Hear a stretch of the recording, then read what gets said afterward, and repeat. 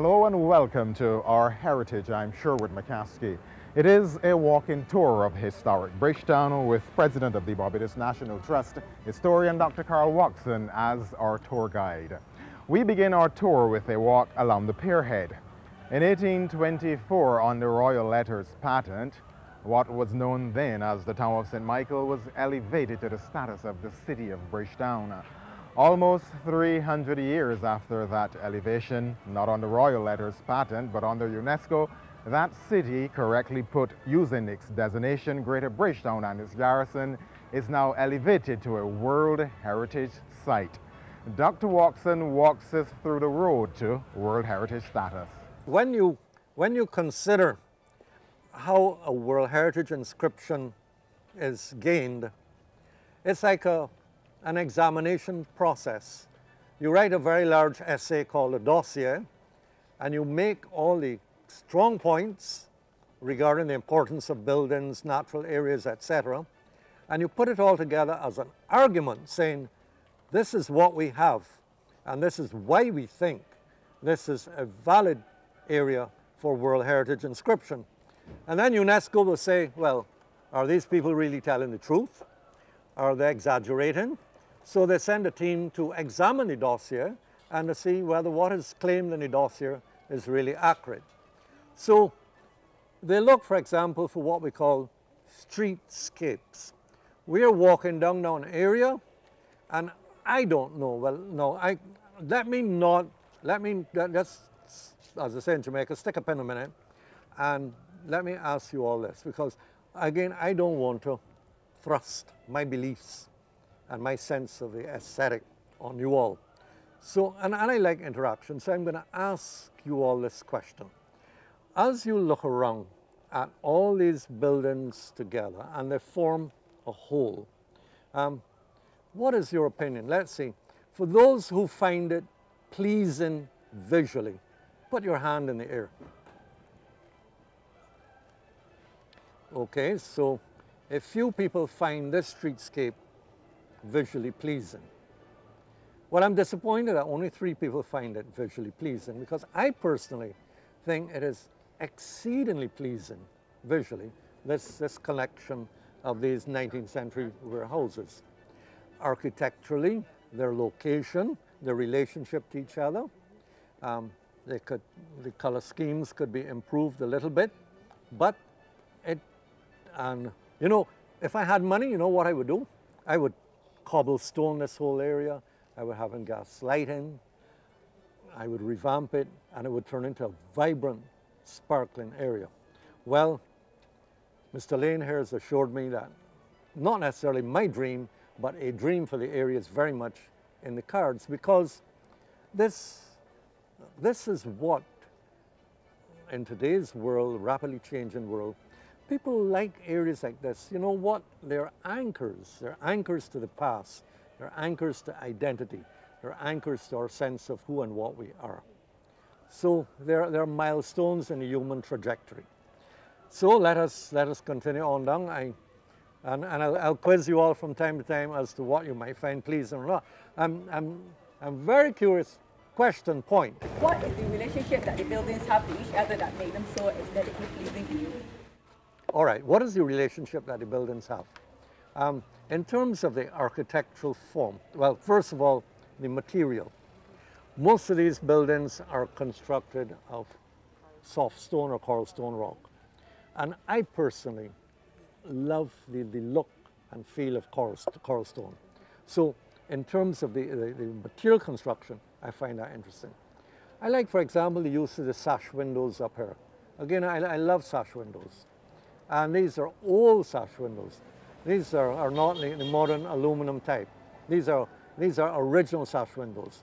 You know, again, in terms of the inscription, 2 key words are authenticity and integrity. These sash windows are authentic. They're the real McCoy. Then, what I find pleasing is the geometry of the area. The way this street divides, the angle of that building there, the angles, the sharp pointed gable roofs reaching up, the vents to the top, the stepped gable there. I personally, again, find all of that very interesting and visually very pleasing. That's what I, Carl Watson, find. Of course, we're all individuals and we all have individual tastes. Dr. Watson cautions us about the need to treasure and respect our UNESCO World Heritage inscription.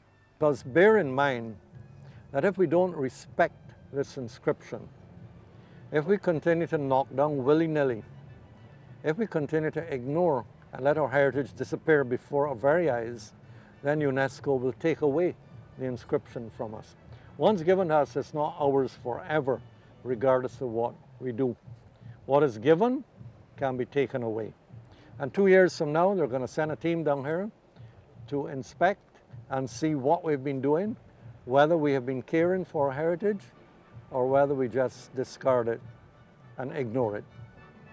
So spread the word, everybody, because this thing is really a collaborative venture for Barbadians. Today it is a public parking area. When we park our vehicles here, we do it seemingly oblivious to the fact that we're actually parking on what was a burial ground for the enslaved Africans many years ago. About 10 years ago, we did an excavation here. They were expanding the back of the pier head. And I got an urgent call from somebody saying that, come down to Manning's because the men have found what they think are camel bones. Well, when I got down here, which is in the back right here, I discovered they were not camel bones. What it actually found was a mass grave. And the bulldozer dug out an area, and as you went to the grave, there were hand bones, bits of skulls, teeth, everything sticking out from the sides. So we excavated and we found a complete skeleton, not destroyed as the other skeletons had been. And this I've told to other people in the past, but many of you all may not have heard the story. It was dark, or almost dark. It was after 6 o'clock. We were down in this deep hole, about 8 feet down in the ground. And so with a trowel, we were excavating around this complete individual laid out, who had been buried in a coffin, which was strange because none of the other people had been buried in a coffin, had just been thrown in the hole in the ground. So the wood had deteriorated and vanished, but it just left what's called an organic line in the white sand. But in that organic material were the copper pipe, copper nails that had survived. So we're troweling around her head, and this is it. We trowel around the head. And then my trowel just touched the side of the skull. And as it touched the side of the skull rolled, and from the mouth and nostrils and eyes, the empty eye sockets, puffs of green smoke came out. Well, you know what I did? I dropped the trowel and I screamed and ran up the ladder. I was frightened like anything. I said, well, lost down here. This duppy can grab me down here now. Well, I will tell you, an archaeologist friend of mine from the States was digging with me. He ran too. You know what we did? We went and bought a bottle of white rum. Came back. We poured it all around and said, look, Duppy, you stay quiet down there. We ain't doing nothing to you. Anyway, I had no bad dreams after that, but we recovered the skeleton and did a forensic. We got a forensic anthropologist to come down and examine the skeleton. It turned out it was a young girl, probably 22 or 23 years old. She was African. She had been buried with what we call grave goods. They'd gone out and bought a brand new smoking pipe, one of these long smoking pipes that people used in the past. They put it in her hand, but as her body decayed, the pipe fell down between her third and fourth ribs and survived. And if you want to see that pipe today, if you go to the George Washington House, it's there in the museum because I deposited it there. They also buried her with other things that had meaning. They buried her with a brass pendant that she obviously had worn on some sort of leather attachment around her neck. The leather had gone, but the brass pendant remained. They buried her with a large door key. They buried her with a shark's tooth. And they buried her with a bottle of what we call, well, and today it's called an onion bottle, because it's shaped as a green bottle that's shaped like an onion, that liquor was in. So these were grave goods. that she was buried with, to see her make the transition from one aspect of life to another aspect of life. So here we are overlooking the dry dock, or another name used for it was Blackwood's Dock, because Mr. Blackwood was an engineer, an Englishman who came here in the 19th century and developed this. If you ever want to see any pictures of it, this is a little advertising plug. There's a book called Bygone Barbados. Anybody ever seen that book? Bygone Barbados? It's a magnificent collection of old photographs done by my departed cousin, Anne Watson Yates. And in it, she has a photograph of a large steamer. And why was it called a dry dock was, the vessels would sail up in here. Then a workman controlled the mechanism that caused the shaft to move, and that engaged the arms. Therefore, the vessel was raised out of the water. And then, because you had to scrub the underneath of the vessel, you might have to replace some of the plates. You had to do all sorts of work.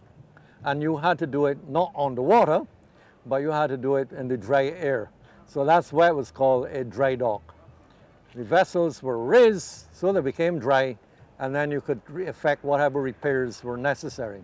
There are docks and there are dry docks still in operation in the world today, but none like this.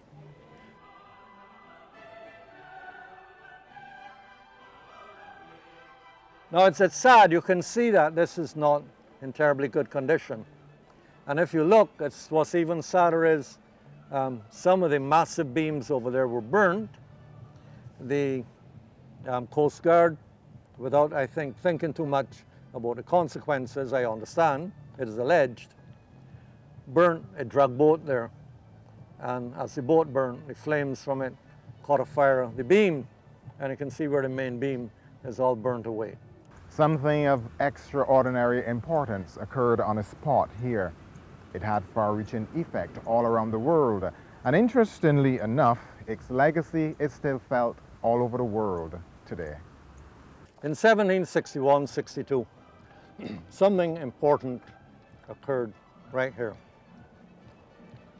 In the days of sail, before satellites, before GPS location, all of these things that help determine where you were in any given spot on the earth at any point in time. Oceanic navigation was, of course, by ship. The airplane was yet to be invented for almost another 200 years. So when you traveled at sea, it was very important to know where you were. And often people got lost. And if you got lost coming to Barbados, if the trade winds took you a little far north, you couldn't beat back. You couldn't sail against the wind. You'd have to go up all the way up to North America and retrace your steps and try to hit Barbados again. So navigation at sea was a hit and miss affair. Now, there are two lines, latitude and longitude, and they cross, and they provide the coordinates that help tell you where you are at any given spot. Even if you're out of sight of land, these coordinates help you establish where you are, so you don't get lost. Until HMS Tarta sailed in here with a chronometer on board that tested the veracity and the accuracy of the chronometer, the whole question of longitude was still very much up in the air. A man called Thomas Harrison and his son designed a chronometer, which is a type of accurate watch. And they were offered a prize, but it had to be tested. And so the test run ran from Greenwich, which is the prime meridian, and ended up here in Barbados. Now on that spot, it's interesting how human nature interacts with this, because the poor Harrisons really got the raw end of the deal. The Royal Society in England, which oversaw the whole operation, sent a man called Mr. Maskelyne out of Barbados. Many other people came out. I mean, and Barbadians gathered here by the hundred and so on to observe all the proceedings as the Royal frigate HMS Tartar sailed into Carlisle Bay, and then they landed in a rowboat here and came ashore and did their final calculations, etc. And this man, Mr. Maskelyne, was sent to oversee everything. And he would report back as to the accuracy of the findings and whether the Harrisons should get the prize or not. But Mr. Maskelyne had something else in the back of his mind. You see, he was the rival of the Harrisons, and he hated the Harrisons. And when he went back to England, he was named the Royal Astronomer, position of very great importance, and then he was called upon to give his report. And you know what he did? Did he give a positive report or a negative report? Yes, he gave a negative report. He said the Harrisons didn't know what they were doing and that they shouldn't get the prize, and so the Harrisons were not awarded the prize. And poor Thomas Harrison went to his grave not seeing any of that money. Eventually, the king himself awarded the money prize to the young Harrison, so eventually justice was done, that was served. But it just shows how human enmity and how people can be so opposed to one another that they can destroy each other. And so the tour continues with a look at Barbados's naval history and its impact. It is within the World Heritage Area. If you look across to where the Hilton is now, and at the very point you can just make out Charles Fort. A little bit of naval history. There were only 3 times when Barbados was seriously challenged by invasion. Back in the 1660s, a Dutch fleet sailed in here to Carlisle Bay, commanded by the very famous Dutch Admiral de Ruyter, and he was going to take Bridgetown. The guns from Fort Charles and the guns from Fort Willoughby here opened fire on him.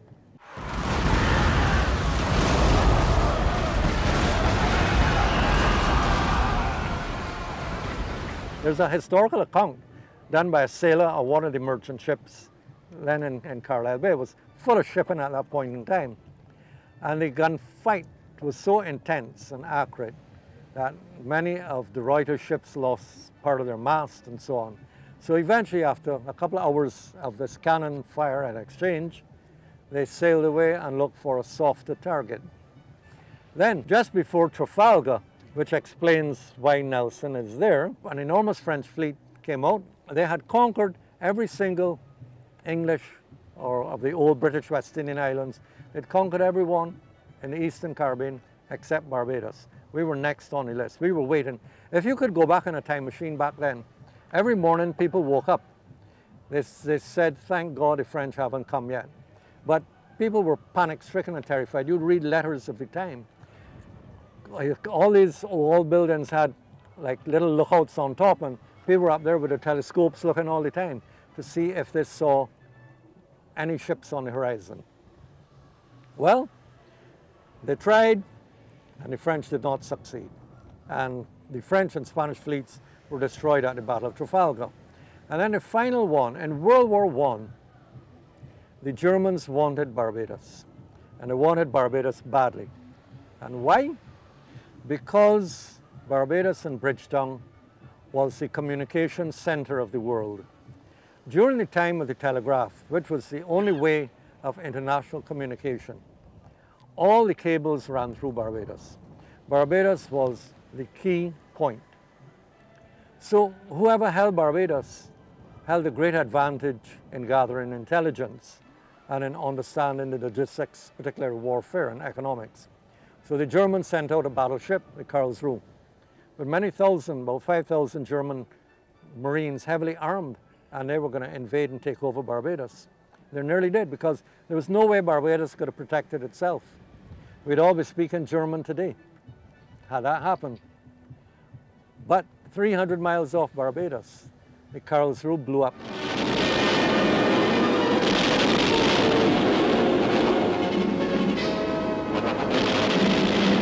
Nobody knows why. You know, We always talk about the hand of God over Barbados, protecting Barbados. Maybe it was the hand of God. Maybe it was the Bermuda Triangle. That has been advanced as an explanation. But the Karlsruhe mysteriously blew up and everybody on board was lost. So Barbados was saved from the Germans. Yeah.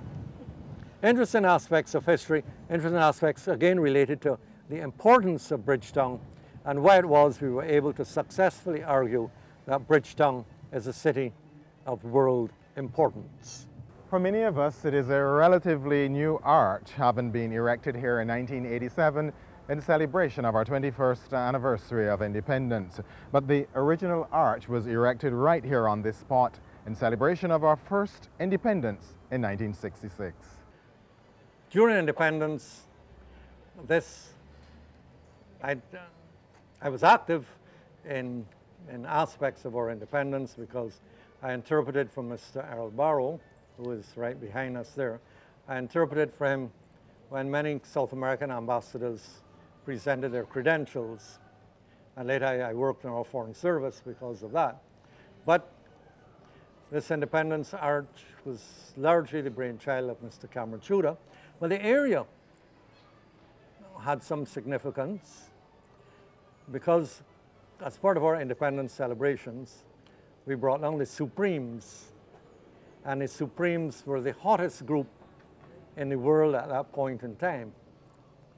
Later, Diana Ross was to emerge from the group as a stellar star. I was fortunate to meet them, and I will draw a veil on that meeting. I got to know them well. I taught them a little bit of swimming in the Hilton pool where they were standing, and learned quite a lot about the Supremes in these brief encounters. But yes, they did sing beautifully. The evening ended in a sort of a fiasco because they were on a raft in the anybody was down here that night besides myself? Not that old. My ego is completely shattered. Well, I will say no more. I'm now a fossil, as my students sometimes used to tell me. I'm a fossil. But yeah, Diana Ross is still around. Diana Ross still looks hot, hot, hot like Tina Turner, you must admit. Today it is a scenic body of open water which separates Independence Square from National Hero Square and the other side of town. But many years ago, Independence Square and this body of water were used for different purposes. This area was where even the Amerindians used to cross over. And it has now been refurbished. It's no longer the swing bridge I knew when I was a child that functioned because vessels would come in to the inner basin of the careenage. Careen is a specific word that has a specific meaning. When you careen a vessel, you attach the rope to the mast, you pulled it down, and so you could scrub the bottom of the ship, particularly a wooden ship. Wood at sea, when a vessel has been at sea for too long, moss, weeds grow on it, anemones, shellfish attach themselves, huge clumps of trailing moss, and it slows down the ship as the ship moves through the water. So vessels have to be careened and scrubbed clean periodically in order to make them effective at sea. And worse, something called a tornado worm burrows through the hull of the ship. And there's nothing worse than being 2,000 miles away from land and having your ship suddenly come apart, as often happened. Ships became so weak and you didn't realize were that weak, but you had a big wave and the entire ship just foundered or went into pieces. So if you look at these capstans here, there are remnants of the careening process. There were actually very long poles going up in the air, and you'd tie a block and pulley onto the main mast and pull it down and wrap the rope around these capstans, and then men would go in rowboats and scrub it clean. And this was done again in my childhood. This whole area in my childhood was vastly different. There was no deep water harbour. These ships that were scrubbed here were inter-island schooners, smaller wooden vessels. When I was a child, this whole area was full of ships that sailed up and down among the islands. When lumber came in, lumber was piled high on either side, huge quantities of lumber. When you came down to town, you saw these mountains of lumber. The landscape was quite different, and as we've established, I'm a fossil from the past. I am an eyewitness to things that you all can only imagine and look at photographs and see. So guess what? I've become a living archive. How about that? I never thought I'd live to see the day when I became a walking archive, but I suppose I am. Absolutely, I can testify. Dr. Watson is indeed a walking archive. Thank you so much for staying with us. I certainly hope you've enjoyed these programs just as much as we have enjoyed presenting them to you. Special thanks to our fellow tour guide, Senator Professor Henry Fraser. I'm Sherwood McCaskey. Until next time, this has been Our Heritage, a walking tour of historic Bridgetown. Goodbye.